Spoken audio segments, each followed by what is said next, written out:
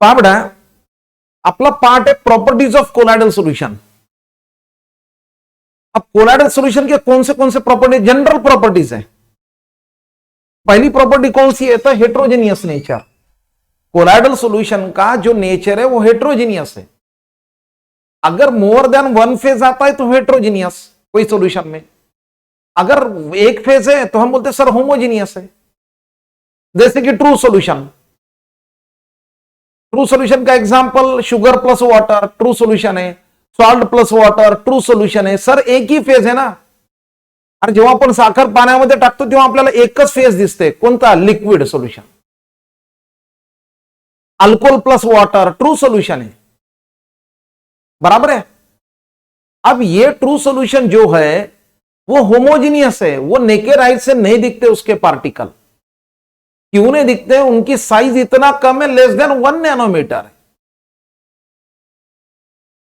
अब true solution end colloidal solution में फरक क्या आहे? फिर काय फरक आहे? अरे आपण जेव्हा पिक्चरच्या टॉकीज मध्ये बसतो तेव्हा आपल्याला फोकस मध्ये पार्टिकल्स दिसते, ते कोणते आहेत? कोलाइडल सॉल्यूशन आहेत। घरामध्ये बसल्यानंतर जेव्हा सूर्याचे किरण येतात, बरोबर आहे, त्या लाईट मध्ये पार्टिकल्स दिसतात, ते कोलाइडल सॉल्यूशन आहेत। संध्याकाळी लाईट लावल्यानंतर जे आपल्याला, किंवा गाडीचा पण फोकस लावल्यानंतर जे आपल्याला पार्टिकल्स दिसतात ते कोणते आहेत? कोलाइडल सॉल्यूशन आहेत। अरे या कोलाइडल सॉल्यूशन की प्रॉपर्टी काय? दिसायला होमोजीनियस है, दिखने में तो होमोजीनियस दिखते हैं, लेकिन under ultra microscope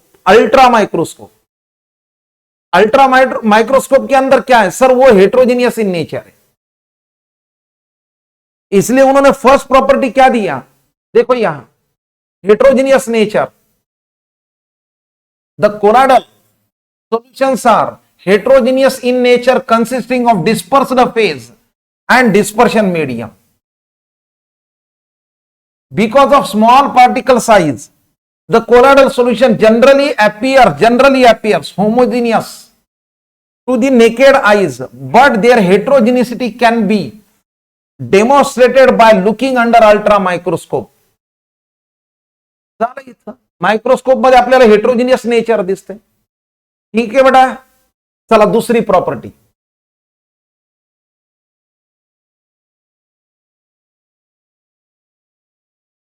second property non settling nature. पहा ना, टॉकीज मध्ये बसल्यानंतर जे आपल्याला पार्टिकल्स दिसतात ते सेटल आहेत का? आहेत का? नाही। म्हणजे ही दुसरी सेकंड प्रॉपर्टी झाली, कोणती? Non settling nature. The particles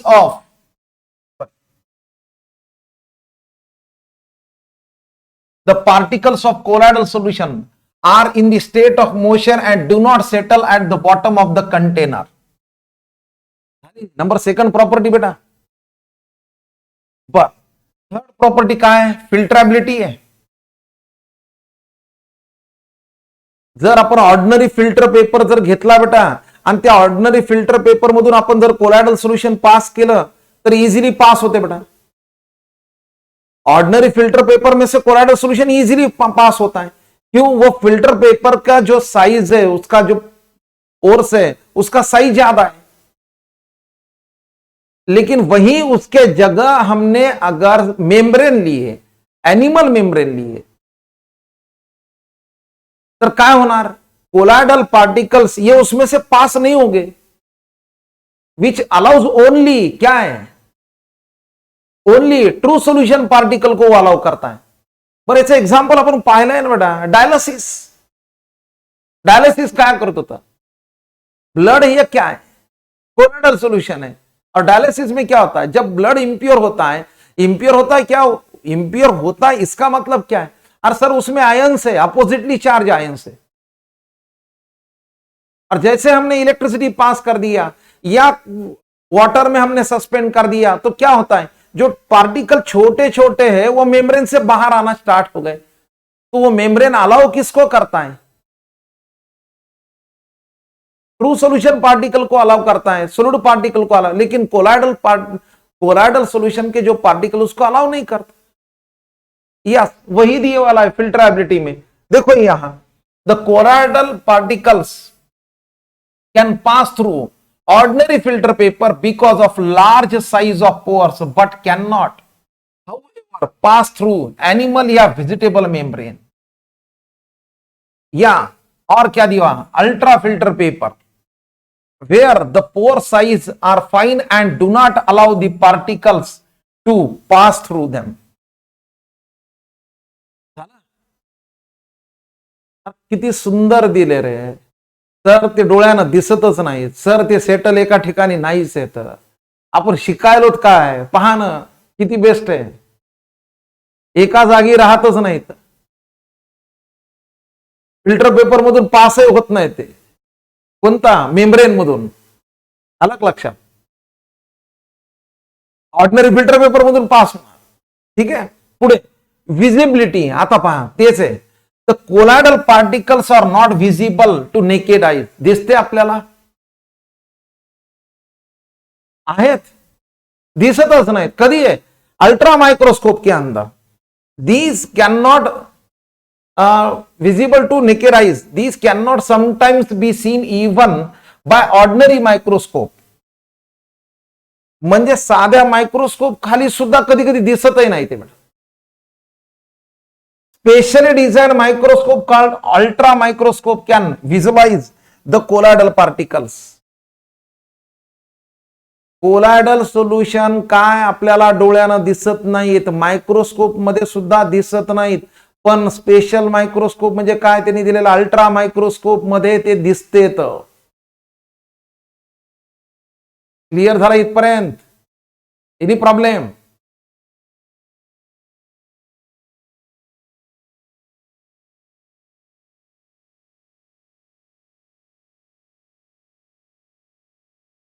next property आहे, नेक्स्ट प्रॉपर्टी ह्या सगळ्या जनरल प्रॉपर्टीज आहेत.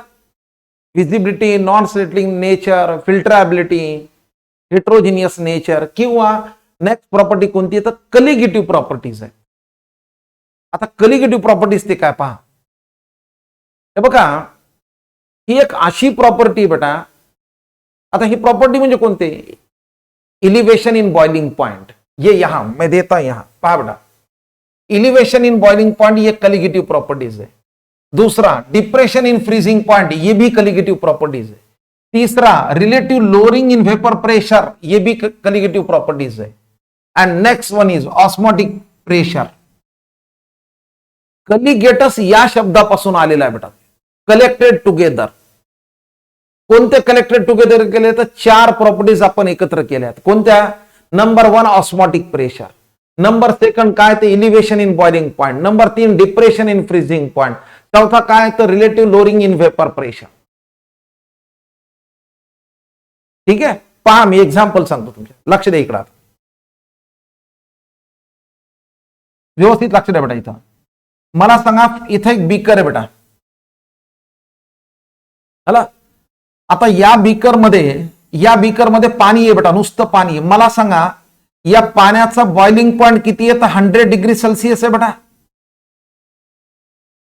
पानी का बॉइलिंग पॉइंट कितना है? 100 डिग्री सेल्सियस है. ना पानी बॉइल क्या है, चलो हमने यहां लिया एक प्योर सॉल्वेंट लिया बेटा. पहा व्यवस्थित लक्ष द्या बेटा. आता मी या ठिकाणी काय करालो, या ठिकाणी घेतला मी 60 ग्राम यूरिया बेटा. मैंने लिया 60 ग्राम यूरिया लिया. 60 ग्राम म्हणजे काय, 1 मोल ऑफ यूरिया मैंने लिया. 1 मोल. फिर कोई बोलेगा सर मुझे मोल ये कंसेप्ट नहीं आता. एखाद्या कंपाऊंडचं मॉलिक्युलर वेट जे असेल बेटा ते आपण म्हणतो तर रिप्रेझेंट करतो मोल मध्ये. युरियाचं मॉलिक्युलर वेट किती आहे तर 60 आहे, 60 ग्रॅम आहे बेटा, म्हणजे 1 मोल. NaOH मला सांगा NaOH वेट किती आहे? सोडियम का वेट कितना है? 40 है, 40 ग्राम है. 40 ग्राम कैसे आया? इसका वेट कितना है? 23 है. इसका वेट कितना है? 16 है. इसका वेट कितना है? 1 है. सबका एटम का वेट करो, ये आता molecular weight. Molar mass, NaOH का मोलार मास कितना है? 40 ग्राम. 40 ग्राम बोले तो क्या आता? यहां टर्म हम रिप्रेजेंट करते मोल. क्लियर इतना? अब मैंने यहां लिया यूरिया लिया, युरिया घेतलं किती 1 मोल। अब ये यूरिया मैंने डिसॉल्व कर दिया, किसमें डिसॉल्व कर दिया, मेरे पास 1 लीटर वॉटर आहे बेटा, 1 लीटर पाण्यामध्ये मी त्याला डिसॉल्व केलं। तुम्ही म्हणता सर तयार झालं मोलार सोल्युशन, यस, 1 मोल dissolve in 1 litre, solution form हुआ मोलार सोल्युशन। रिप्रेझेंट केलं ना आपण मोलॅरिटी मध्ये बेटा, ठीक है। आता प्रॉब्लेम काय याच्यामध्ये पहा बेटा, जैसे हमने यूरिया ऐड कर दिया, यूरिया डिसॉल्व कर दिया, तो होता क्या है, ये यूरिया के कुछ पार्टिकल जो है यहां,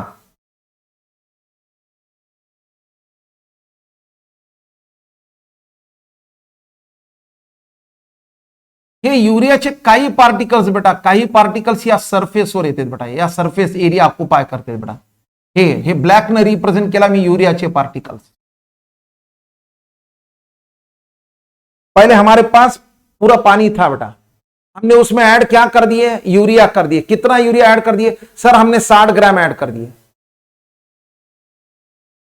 अब अगर मैंने ये 1 मोलार सॉल्यूशन, ये 1 मोलार यूरिया का सॉल्यूशन है, अगर मैंने इसको बॉईल कर दिया, अब इसका बॉइलिंग पॉइंट क्या आएगा, इसका बॉइलिंग पॉइंट जो है ये हमारे प्योर वाटर से इसका बॉइलिंग पॉइंट ज्यादा आएगा। याला बॉईल व्हायला जास्त वेळ लागेल बेटा। कशामुळे जास्त वेळ लागेल, क्योंकि बहुत सारा सरफेस एरिया किसने ऑक्युपाई किया, यूरिया के पार्टिकल्स ने ऑक्युपाई कर दिया। यहां पूरे वाटर का ही था सरफेस एरिया, बराबर है। तो इसके आगे और मैं चले जाता हूं बेटा, और एक मैंने बीकर लिया, ठीक है, ये बीकर में मैंने 1 लीटर वाटर अगेन लिया, ठीक है, लेकिन मैंने यूरिया कितना लिया, तो 2 मोल लिया बेटा। 2 मोल बोले तो कितना ग्राम है, 120 ग्राम है।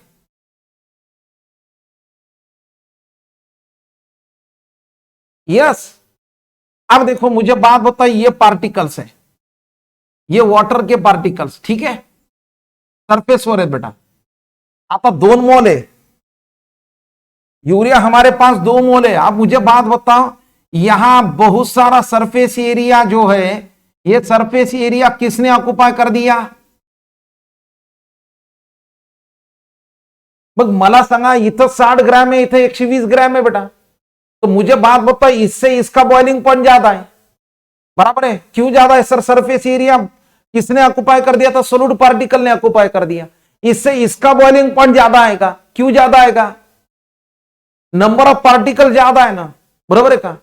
मग मला सांगा, बॉइलिंग पॉइंट वाढत चाललाय का कमी व्हायला है, ये जो बॉइलिंग पॉइंट है ये इंक्रीज हो रहा है। क्यों इंक्रीज हो रहा है सर, ये depends upon the number of solute particles पर है, सोल्यूट वर डिपेंड आहे बेटा। अरे तुमचे जेवढे सोल्यूटची क्वांटिटी वाढली तेवढा बॉइलिंग पॉइंट वाढला, वाढत जाण्याचं प्रमाण वाढलंय, elevation in boiling point increases. Elevation म्हणजे काय, इंक्रीज इन बॉइलिंग पॉइंट। अरे बॉइलिंग पॉइंट क्यों इंक्रीज हो रहा है सर, पार्टिकल्स बढ़ गए। अरे कौन से, सोल्यूट पार्टिकल्स बढ़ गए, कौन से, यूरिया के पार्टिकल्स बढ़ गए। तो जितने पार्टिकल ज्यादा उतना बॉइलिंग पॉइंट ज्यादा है,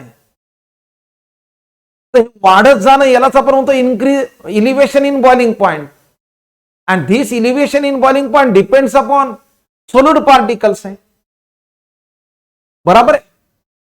अब हमने तो एग्जांपल लिया क्या, ट्रू सॉल्यूशन का, बराबर है। हमने एग्जांपल क्या लिया, ट्रू सॉल्यूशन का। अब ये पूरा जो है एग्जांपल, यहां इलिव्हेशन इन बॉइलिंग पॉइंट जे, हे मला सांगा कशावर डिपेंड आहे, तर पार्टिकल्सवर डिपेंड आहे। आणि ही प्रॉपर्टी कोणती झाली बेटा, कोणती प्रॉपर्टी झाली तुमची, कलिगेटिव्ह प्रॉपर्टी। कलिगेटिव्ह प्रॉपर्टी म्हणजे काय, a property whose value depends upon the number of solute particles, depends upon the number of solute particles पर डिपेंड है। कौन सी property, elevation in boiling point, अरे उस पर डिपेंड ही है, देखो बढ़ते गया। फिर दूसरी कलिगेटिव प्रॉपर्टी ऑस्मोटिक प्रेशर, वैसे ही बढ़ते जाता है। डिप्रेशन इन फ्रीजिंग पॉइंट वैसे ही बढ़ते जाता है, कमी कमी होण्याचं प्रमाण वाढत जाते, depression in freezing point, relative lowering in vapour pressure. ऐसे ये 4 कलिगेटिव प्रॉपर्टीज आहेत, हे 4 कलिगेटिव्ह प्रॉपर्टीज आपल्याला डिटेलमध्ये पुढे सोल्युशन्स अँड कलिगेटिव्ह प्रॉपर्टीज मध्ये आहेत. आलं. मग त्यांनी काय सांगितलं पहा. आता मला सांगा ट्रू सोल्युशन आणि कोलॉइडल सोल्युशन मध्ये माझ्याकडे सेम कॉन्सन्ट्रेशनचे सोल्युशन आहेत बेटा, तर पार्टिकलची संख्या कशात जास्त असेल, किसमें पार्टिकल ज्यादा होंगे. सेम कॉन्सेंट्रेशन के मेरे पास 2 सोल्यूशन है, तो पार्टिकल किस में ज्यादा होंगे. ट्रू सोल्यूशन में पार्टिकल ज्यादा होंगे क्योंकि वहां उसकी साइज कम है. बरोबर आहे ना. मग साइज कमी असेल तर मला सांगा त्यांची कलिगेटिव्ह प्रॉपर्टीची व्हॅल्यू सुद्धा काय राहणार, जास्त येणार ऍज कम्पेअर टू किसके कोलॉइडल सोल्यूशन से. तो कोलॉइडल सोल्यूशन की कलिगेटिव्ह प्रॉपर्टीची व्हॅल्यू काय असेल, कमी है. क्यों सर, वहां पार्टिकल की साइज ज्यादा है और ट्रू सोल्यूशन के कंपैरिजन में इसके पार्टिकल्स भी कम है. आलं इथं. मग हाच पॉइंट इथं त्यांनी दिलेला पहा. 4 कलिगेटिव्ह प्रॉपर्टीज आहे. Osmotic pressure, elevation in boiling point, depression in freezing point, relative lowering in vapour pressure. पहा बेटा, these properties depends upon number of moles आहे 1 2 and hence on the number of particle present. और जितने particle ज्यादा उतनी कलिगेटिव्ह property ज्यादा. कलिगेटिव्ह property म्हणजे कोणते, हे सगळे कलिगेटिव्ह प्रॉपर्टीज आहेत तुमचे 4. पार्टिकलची संख्या वाढली, ऑस्मोटिक प्रेशर वाढलं. बॉइलिंग पॉइंट वाढत जाण्याचं प्रमाण, बॉइलिंग पॉइंट वाढण्याचं प्रमाण आलं लक्षात, म्हणजे elevation in boiling point, depression in freezing point. म्हणजे कलिगेटिव्ह प्रॉपर्टी जर वाढली बेटा, नंबर ऑफ सोल्यूट पार्टिकल जर वाढले तर फ्रीजिंग पॉइंट कमी कमी होण्याचं प्रमाण जास्त आहे बेटा. म्हणून depression in freezing point increases. आलं. मग आता कलिगेटिव्ह प्रॉपर्टी ट्रू सोल्युशन आणि कोलॉइडल सोल्युशन फरक काय. तर ट्रू सोल्युशन मध्ये पार्टिकल जास्त आहेत, कोलॉइडल सोल्युशन मध्ये पार्टिकल्स कमी आहे, त्याच्या कंपॅरिझन साईजही जास्त आहे. म्हणून याची व्हॅल्यू काय येणार तुमची, कमी येणार आहे. कोणाच्या कंपॅरिझनला, ट्रू सोल्युशनच्या. म्हणजे कलिगेटिव्ह प्रॉपर्टीची व्हॅल्यू काय असणार आहे, जास्त राहणार आहे. मग हेच पॉइंट इथं दिलाय. Colloidal particles have very high average molar masses and hence the number of moles present in solution will be smaller as compared to its value when it is a part of true solution. Colloidal solution true solution च्या कंपॅरिझनला कमीच असणार value कलिगेटिव्ह प्रॉपर्टीची. However, some colloids have measurable osmotic pressure and which have been determined with reasonable degree of accuracy. The measurement of osmotic pressure has been used to determine the molar osmotic pressure, to determine the average molar masses of the colloidal particle. जर आपल्याला molecular weight find out करायचं झालं तर आपण ह्या प्रॉपर्टीचा use करतो. तर बेटा आपल्याला एखाद्या सबस्टन्सचं जर वजन, मोलार मास किती आहे हे फाइंड आउट करायचं असेल तर आपण या कलिगेटिव्ह प्रॉपर्टीचा यूज करतो. लक्षात आलं इथपर्यंत. एनी प्रॉब्लेम याच्यात. हो गए 4 कलिगेटिव्ह, 4 जनरल प्रॉपर्टीज हो गए. पहली प्रॉपर्टी कौन सी हुई, हेट्रोजीनियस है. दूसरी नॉन सेटलिंग नेचर है, बराबर है. तीसरी फिल्ट्रेबिलिटी है. चौथी मला वाटते विजिबिलिटी है और ये 5वीं है चलो कलिगेटिव्ह प्रॉपर्टी. ये 4 5. ठीक है. अब आगे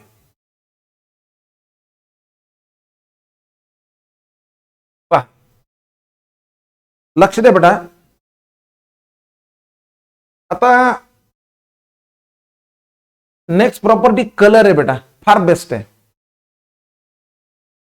एखाद्या सबस्टन्सचा कलर रेड असते, एखाद्याचा कलर काय असते तर ब्ल्यू असते, ऑरेंज असते. यांनी इथं काय सांगितलं की कोलॉइडल पार्टिकल्स, कोलॉइडल सोल्युशन जे येतं हे सुद्धा कलर्ड आहे. आणि हे कलर कशावर डिपेंड्स येतं, त्यांच्या साईजवर डिपेंड आहेत बेटा.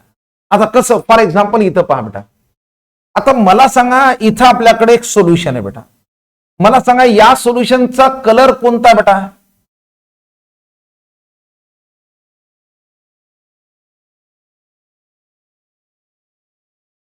याचा कलर कोणता बेटा? इथं दिलेला कलर कोणता? रेड कलर आहे रेड. बर ठीक आहे. आता मला सांगा व्हाईट लाईट मी पास केला, बराबर है. अब जैसे मैंने व्हाइट लाइट पास कर दिया, आता मी जर व्हाइट लाइट पास केला म्हणजे याचा अर्थ काय आहे? व्हाइट लाइट म्हणजे it is a mixture of 7 colour आहे. बर, प्रत्येक कलरची वेवलेंथ फिक्स आहे. आलं इथं. आता होते काय पहा बेटा, नीट लक्ष द्या बेटा. अब जैसे मैंने व्हाइट लाइट ये सोल्यूशन में से पास कर दिया, ये सॉल्यूशन में से जैसे मैंने व्हाइट लाइट पास कर दिया, पास करने के बाद क्या होता है, ये जो है, ये सॉल्यूशन जो है यहां, वो क्या करता है, यहां ध्यान दो, यहां ग्रीन लाइट एब्सॉर्ब करता है. एब्सॉर्ब कोणता केला? Green light. बरं, त्यांची वेवलेंथ काय? ही त्यांच्या दोघांची मध्ये एवढी वेवलेंथ त्यांनी ऍब्सॉर्ब केली, एवढी पर्टिक्युलर वेवलेंथ. ठीक आहे. बर, आला व्हाइट लाइट आहे, या 7 कलर पैकी ऍब्सॉर्ब कोणता केला बेटा? कोणता ऍब्सॉर्ब केला? ग्रीन ऍब्सॉर्ब केला. ठीक आहे. ग्रीन ऍब्सॉर्ब केल्यानंतर बाकीचे 6 कलर जे आहेत ते ट्रांसमिट करेल बेटा. और जो 6 कलर जो ट्रांसमिट करेगा उनका कॉम्प्लीमेंट्री कलर हमको दिखेगा. और वो कलर कौन सा है? तो वो कलर कौन सा है? तो रेड है. तो ग्रीन एब्सॉर्ब करने के बाद हमको दिखने में कैसा दिखता है? वो रेड आहे, बरोबर आहे की नाही? म्हणजे कोलायडल पार्टिकल्स सुद्धा त्याच पद्धतीने आहेत बेटा. तुम्ही कोणता कलर ऍब्सॉर्ब केला त्याच्यावर डिपेंड आहे बेटा. आला लक्षात? म्हणजे colour of the colloidal particles depend upon the light which is absorb. ठीक है. अब देखो यहां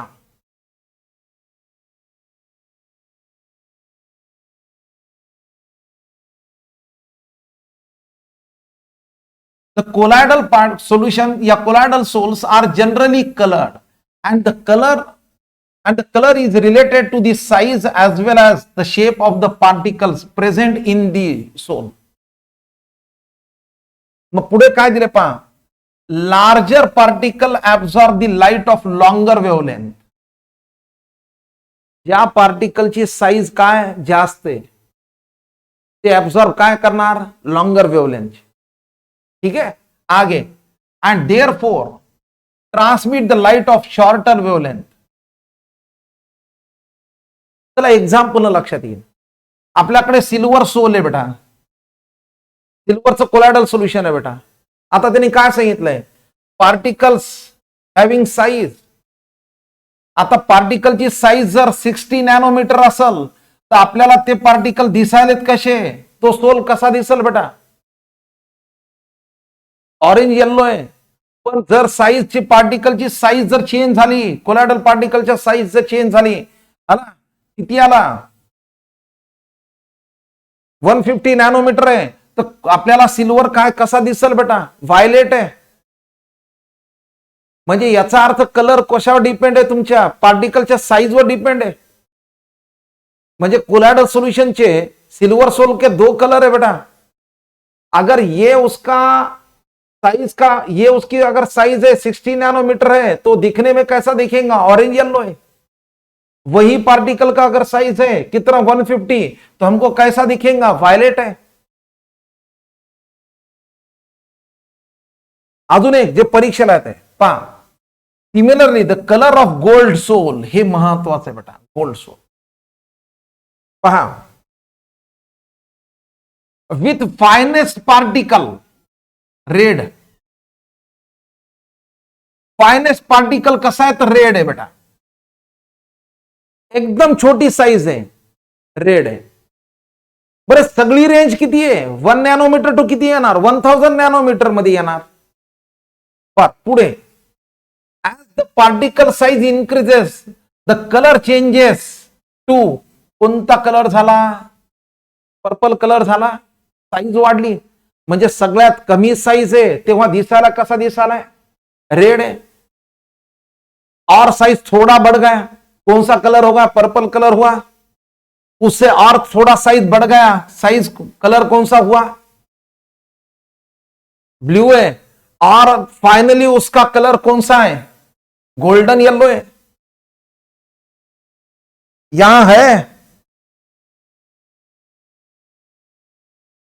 हे गोल्डन येलो आला बेटा इथं. पहले सगळ्यात पहले कोणता? रेड है. रेड के बाद कौन सा है? पर्पल है. बाद में कौन सा है? ब्लू है. एंड फाइनली आया गोल्डन येलो है. जसे सिल्वरचे आले बेटा, सिल्वरचे किती आले? सिल्वर सोलचे कोणते? जर 60 नॅनोमीटर असेल साईज तर दिसायला कसं येणार? ऑरेंज येलो आहे. त्याच्यानंतर आहे जर पार्टिकलची साईज 150 नॅनोमीटर आहे तर काय यालाय?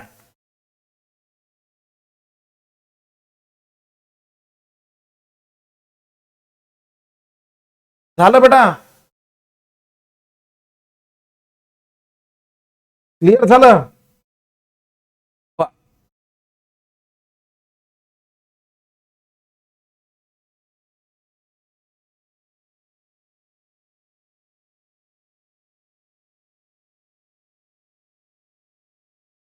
आता नेक्स्ट फार बेस्ट प्रॉपर्टी आहे, फार बेस्ट प्रॉपर्टी आहे कोलॉइडल सोल्युशनची. कोणती प्रॉपर्टी आहे ते पहा. ही प्रॉपर्टी आहे तुमची टिंडाल इफेक्टची बेटा.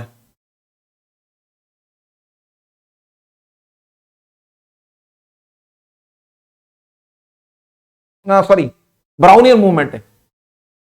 नेक्स्ट प्रॉपर्टी कोणती आहे? तर ब्राउनियन मूवमेंट आहे बेटा.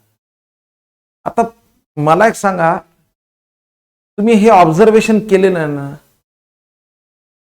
जर आपण पोलन ग्रेन्स आहेत बेटा आणि हे पोलन ग्रेन्स आपण सस्पेंड केले वॉटरमध्ये बेटा, तर मला सांगा हे पोलन ग्रेन्स कुठे जातात का नाही? रॅन्डमली कसे जातात ना? झिगझॅग मोशन मध्ये येतात का नाही? आलं याचं? हेच ऑब्झर्वेशन केलं बेटा. यस, हेच ऑब्झर्वेशन केलेलं. पहा त्यांनी काय सांगितलंय. एक सायंटिस्ट आहे रॉबर्ट ब्राउन नावाचा. Observe that the pollen grains suspended in A water execute A continuous zigzag motion. कुठे जातेत ना रे? कसे चाललेत ना बेटा? अरे पिक्चरच्या टॉकीज मधलं पहा ना एक्झाम्पल. ते जे पार्टिकल्स येतं ते पार्टिकल कुठे चाललेत ना? झिगझॅग मोशन मध्ये. संध्याकाळी आपण लाईट लावतो गाडी, बरोबर आहे का? गाडीचं लाईट लावल्यानंतर काय देत आपल्याला? ते पार्टिकल दिसतेत, बरोबर आहे का नाही? ते झिगझॅग मोशन मध्ये आहेत ना बेटा. हीच ऑब्झर्व केलं ना, हेही ऑब्झर्वेशन आहे. He named the phenomena as a Brownian movement. या झिगझॅग मोशनला त्याने नाव काय दिलं? Brownian movement. म्हणजे zigzag motion of colloidal particles along straight line path but in random direction known as Brownian movement. ठीक है? पुढे later on it was found that the particles of dispersed phase of all colloidal solutions also execute the continuous zigzag motion. त्याला observation काय केलं? त्यानं pollen ग्रेनचं observation केलं. Pollen grain पाण्यामध्ये सुद्धा झिगझॅग मोशन मध्ये येतं. बाद में उसने ऑब्जर्वेशन क्या किया? अरे कोलॉइडल पार्टिकल्स में जो डिस्पर्स्ड फेज है वो भी ऐसे ही जिगजैग मोशन में. तो Brownian movement it is observe in, ये जो प्रॉपर्टी है इट इज ऑब्जर्व इन कहा? कोलॉइडल सॉल्यूशन में. आला बेटा इथं. पर आगे उन्होंने क्या दिया? A proof of the Brownian movement is furnished if we watch a smoke particles in a beam of light in a cinema hall. आत्ताच तुम्हाला उदाहरण सांगितलं. पिक्चरच्या टॉकीज मध्ये जेव्हा लाईट चालू होते बेटा, फोकस जेव्हा स्टार्ट होते, त्या फोकस मध्ये आपल्याला कोलॉइडल पार्टिकल्स दिसते बेटा. कोणती प्रॉपर्टी झाली? ब्राउनियन मूवमेंट झाली.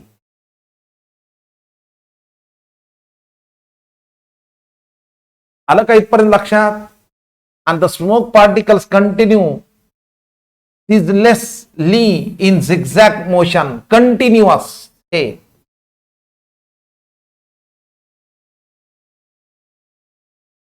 झाल्या का प्रॉपर्टी? लक्षात आलं बेटा?